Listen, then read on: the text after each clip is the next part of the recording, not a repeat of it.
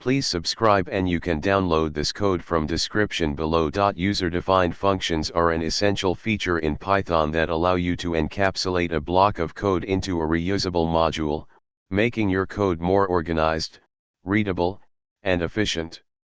In this tutorial, we'll explore how to create and use user-defined functions in Python, along with code examples to illustrate the concepts. In Python, you can define a user-defined function using the def keyword, followed by the function name and a pair of parentheses. The function body is indented, and it should contain the code you want to execute when the function is called. Functions can take input values called arguments, which are specified within the parentheses when defining the function. You can use these arguments within the function to perform specific operations. Functions can also return values using the return statement. The value returned by the function can be stored in a variable or used directly.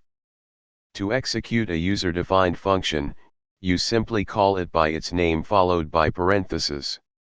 If the function takes arguments, you provide them within the parentheses.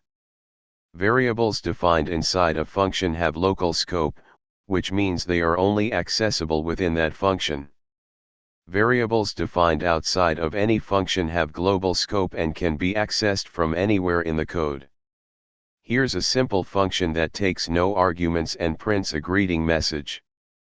A function that takes two numbers as arguments, adds them, and returns the result. You can provide default values for function arguments, allowing you to call the function with fewer arguments if needed. A recursive function that calculates the factorial of a number.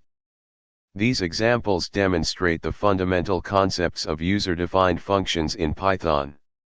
Functions are a powerful way to structure your code and make it more modular and easier to maintain. ChatGPT